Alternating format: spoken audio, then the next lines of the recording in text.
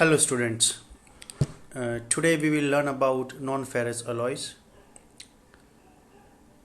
We already know the ferrous materials, right? The ferrous materials are those materials which has some percentage of iron or Fe component in the material. While in non-ferrous alloys there is no iron is involved at all. So non-ferrous alloys that we will stick ourselves up to these alloys: aluminum, copper, magnesium, titanium and nickel alloys. The last category is basically high strength non-ferrous alloys, and for today's session we will go through only for aluminum alloys. Now, why non-ferrous materials are important? So for that we have to study the limitations of ferrous material, right? So what are the limitations of ferrous alloys? The ferrous alloys mainly are steel and the cast irons, right? And the steel and cast irons are widely used in many applications, especially the applications where we want more strength. Now, despite of having more strength in ferrous alloys, they possess some sort of limitations. So here you can see that there are three limitations of ferrous alloys. The first one, having high density compared to the non-ferrous material, right? Compared to aluminum, steels are more denser. Second, that is having poor electrical as well as thermal conductivity, so that restrict the applications in electric components as well as some heat transfer components such as heat exchanger, fins of the radiator of any vehicle for cooling purpose. So these are the limitations: high density and the low electrical as well as thermal conductivity. And the third one, that is the limitations based on the service environment. So once the component is manufactured of ferrous material, let us take an example: steel component, right? If we have a steel component and that steel component is put into the practice, so there is a very much chances to have the corrosion after some period of time. So we know that in ferrous material they possess iron. Iron means Fe component, right? So Fe is very prone to react with the oxygen, and it produces different oxides, and that we call it as a ferrous oxides, right? And basically those oxides are nothing but they form a layer of corrosion on the surface, and that corrosion starts to grow with passage of time. So the ferrous material contains these three limitations. And what is the solution? The solution is to go for non-ferrous material, and these all three limitations can completely or partially replaced by non-ferrous materials. So today's sessions we will discuss about aluminum alloys, mainly properties, then the types of aluminum alloys and the different grades of aluminum alloys, and also at the end we will discuss about the applications. So let us start aluminum alloys first in category of non-ferrous material.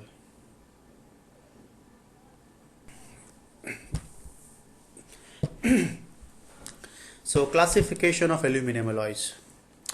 So aluminum alloys can be produced by these two routes, either route or either cast. So route alloys and cast alloys are basically the two classifications that we can obtain the aluminum alloys. And then after manufacturing route, that can be further classified in terms of heat treatment. So in aluminum alloys, there are certain aluminum alloys which can be heat treated, and some aluminum alloys which cannot be heat treated. So you can divide also in terms of non-heat treated and heat treated aluminum alloys.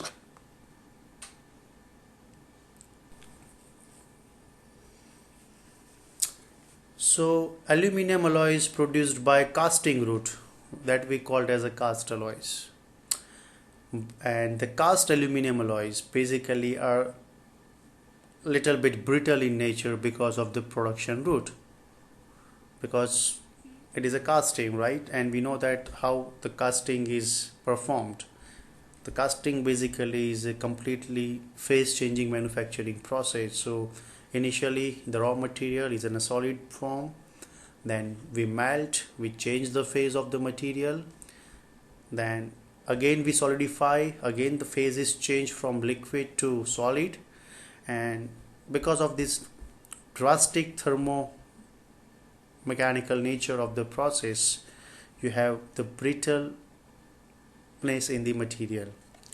So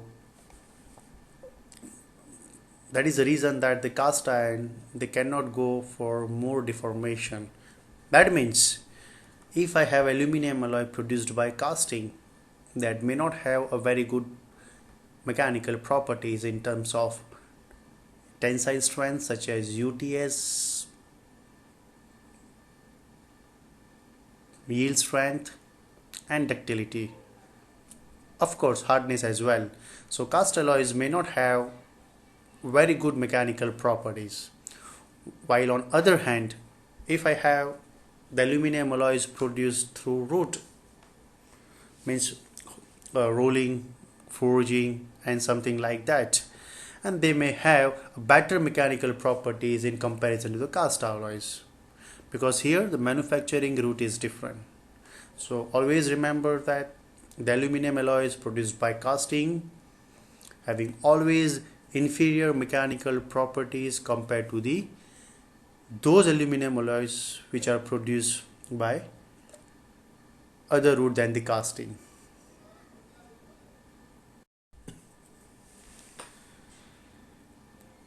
So these are some properties of aluminum alloys, right? Here I have mentioned aluminum and its alloys. When we say aluminum, it's a pure form. Almost 99 or more than 99% of aluminum it contains.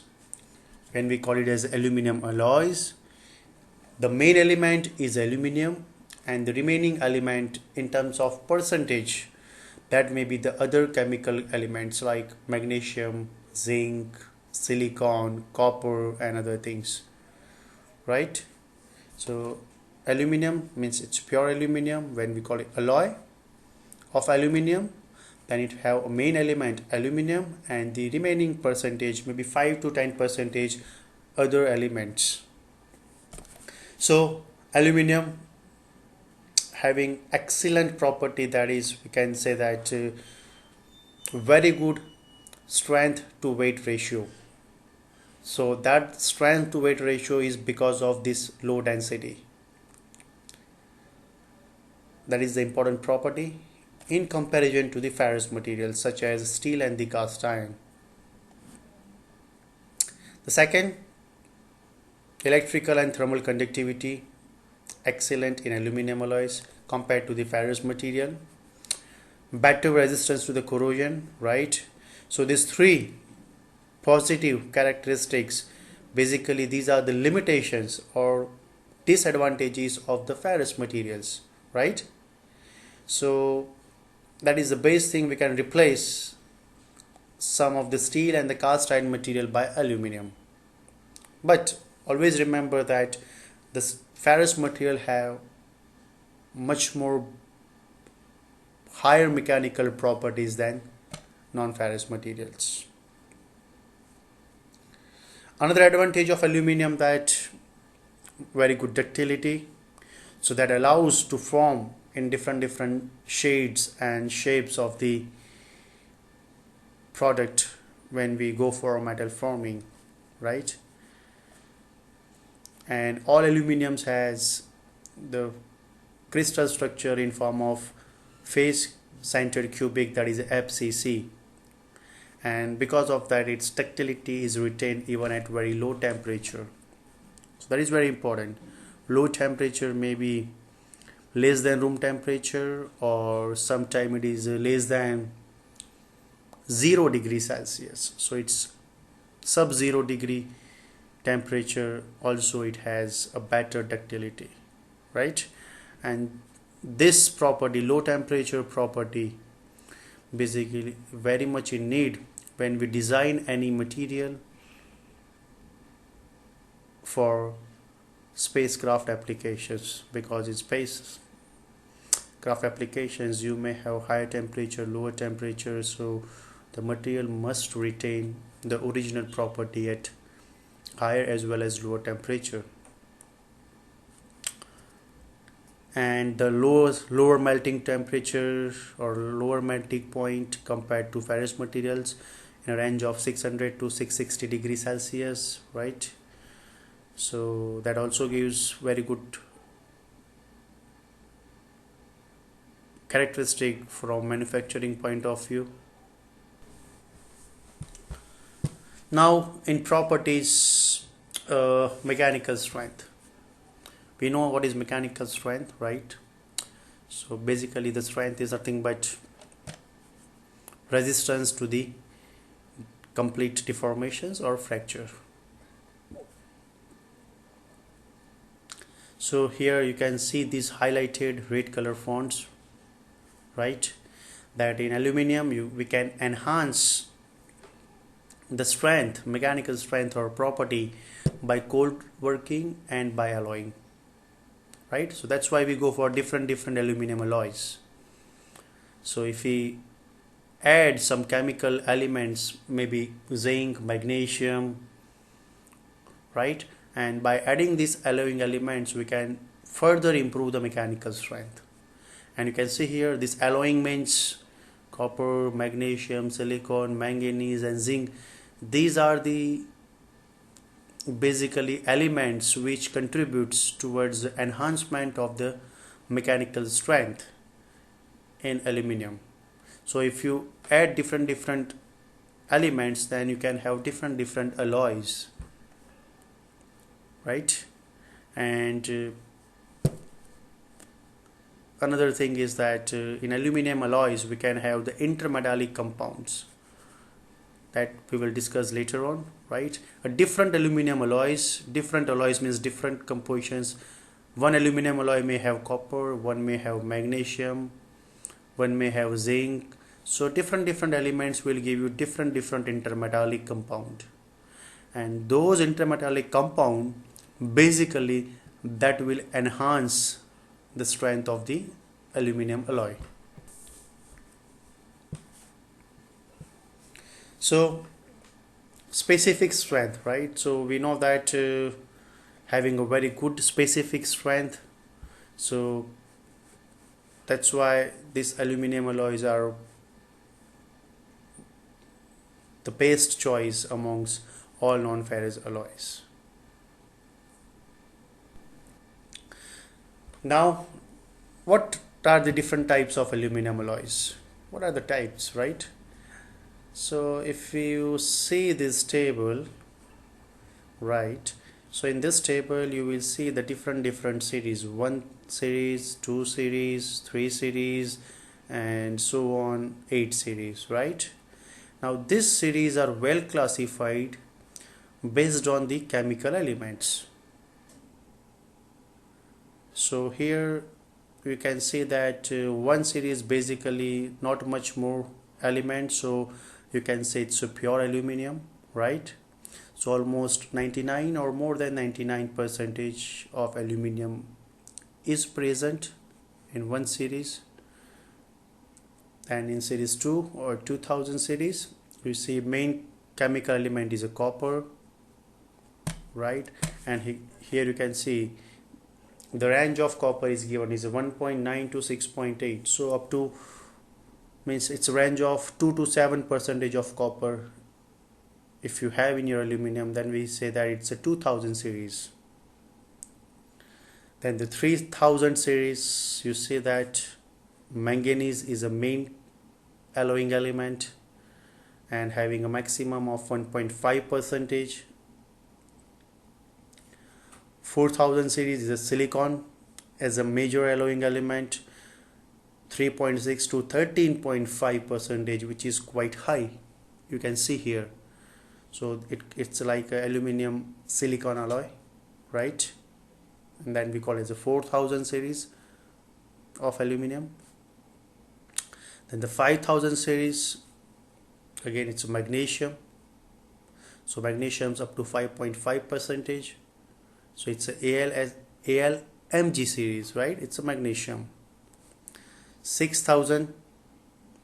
So in 6000 you see there are two major alloying elements, magnesium and silicon. So this 6000 series we call is a ALMG-Si, right?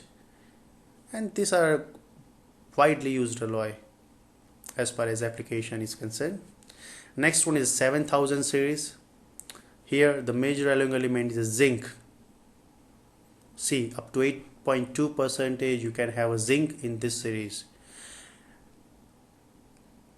And this series, 7000 series, is the strongest among all these series. So if someone asks to pick up the material, strongest material of aluminum, then definitely I will go for 7000 series. And the 8000 series, you may have other elements like lithium, then we call it the 8000 series. So 8000 series is not widely used, but it is coming up. So you can see there are applications being reported for last 2 to 3 years. It's not that much widely as compared to 6000, 7000, 5000 and 2000 series.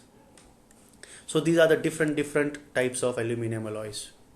And also you can say that as per the color histogram, you can say that the 2000 series, 6000 and 7000 series are heat treatable. That means this alloys if we use for any manufacturing, right? Let us take an example. I am doing a welding of 6000 aluminum alloy, and after welding, if I want to improve the property by heat treatment, then yes, 6000 series components can be heat treated. But if I am using a 5000 or 4000 series aluminum alloy in welding, then after welding I won't be able to improve the property further because these alloys are non-heat treatable, right? And as far as welding is concerned, there's an example of welding. So the green one, all alloys are mostly weldable. So all aluminum alloys are weldable. You can see here.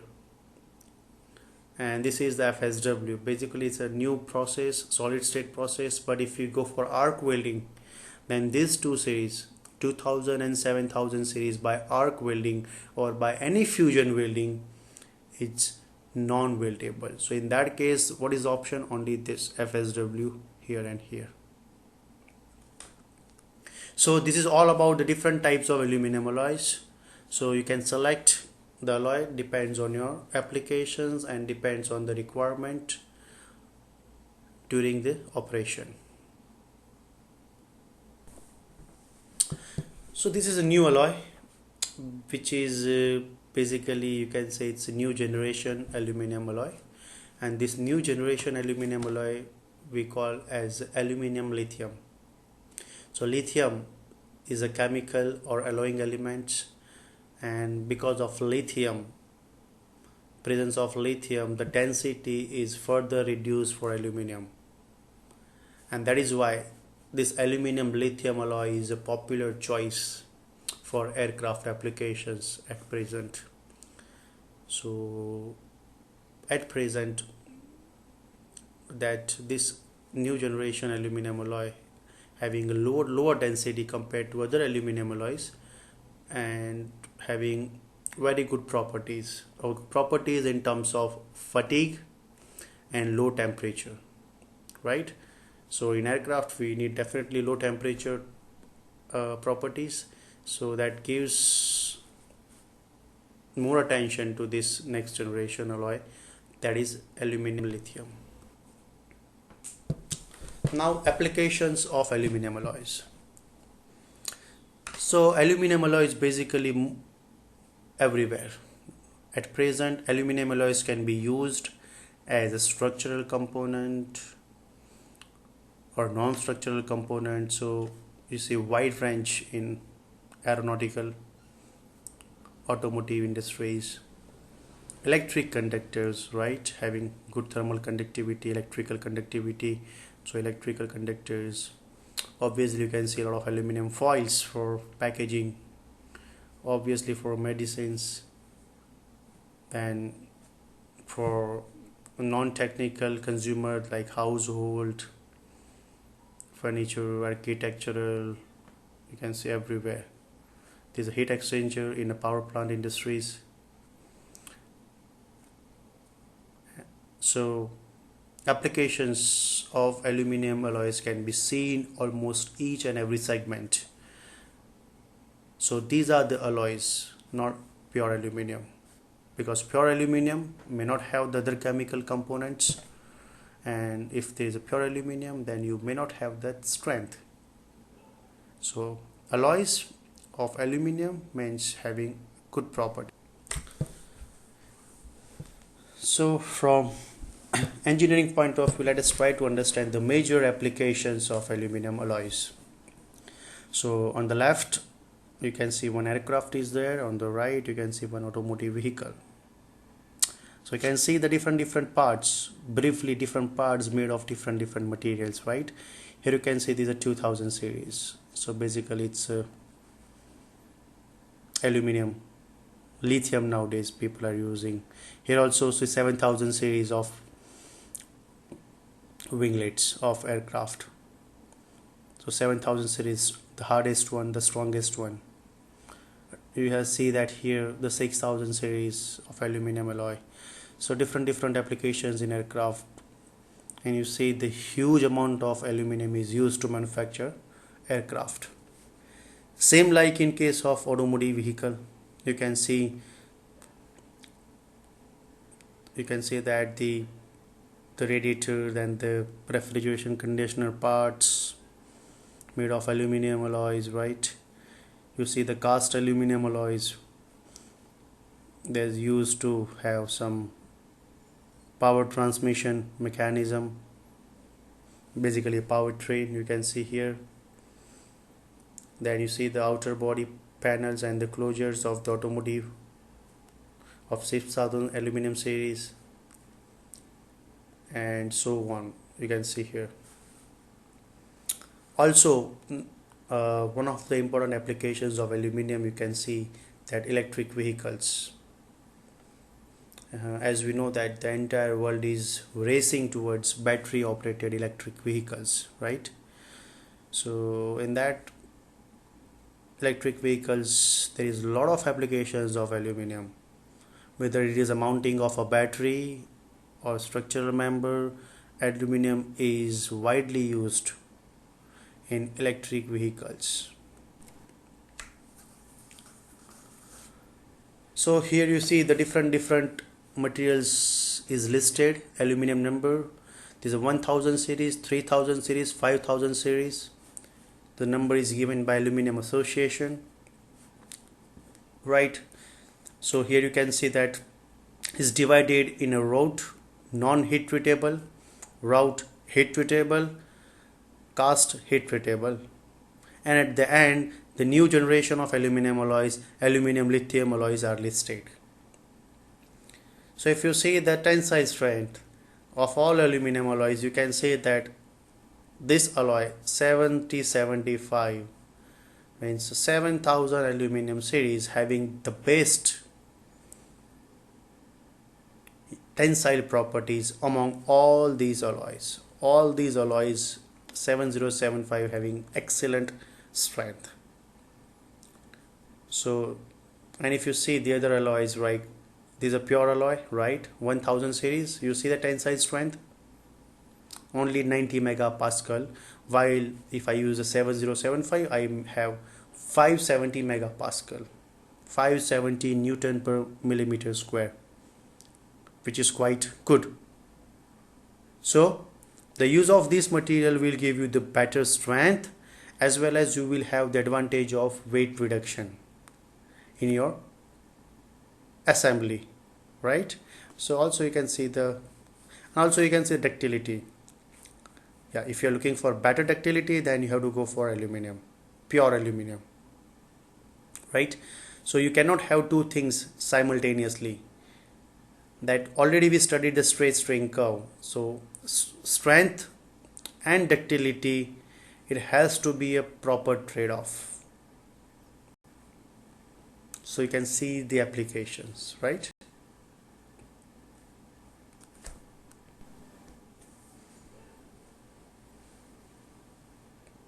Now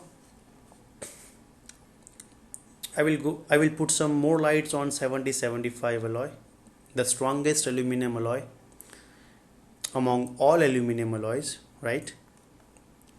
So here I have given one microstructure, high resolution microstructure of 7075.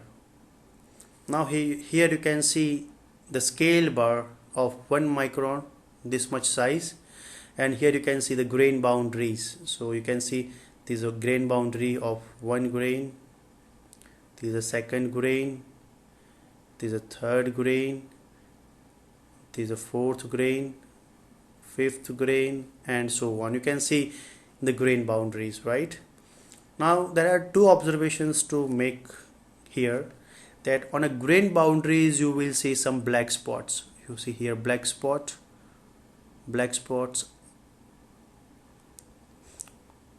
within the grain boundaries, right? Also you will see black spots within the grain itself. So these are grain and these are grain boundaries. So if you can see these black spots in a flag size, you can see here. So these black dots are nothing but the secondary phase elements. You can say intermetallic or precipitates or secondary phase elements. What is a primary phase element? That is aluminum. So this entire grain is made of aluminum, right? Because majority of the percentage is aluminum, almost 95%, 90 to 95% of aluminum, and remaining fraction is other alloying elements. So 7075 basically is a zinc. So here you can see the small particles are zinc reacted with Mg. So you can see these MgZn2 secondary phase particles, also known as a precipitates, and this precipitate basically is contributing towards the higher strength of this alloy, right? So this, you can say that the size of the grain is about 1 to 2 micron, and if you see the size of the precipitates or secondary phase particles, they are in nanometers. Very fine, very fine. Just an example of 7075 alloy.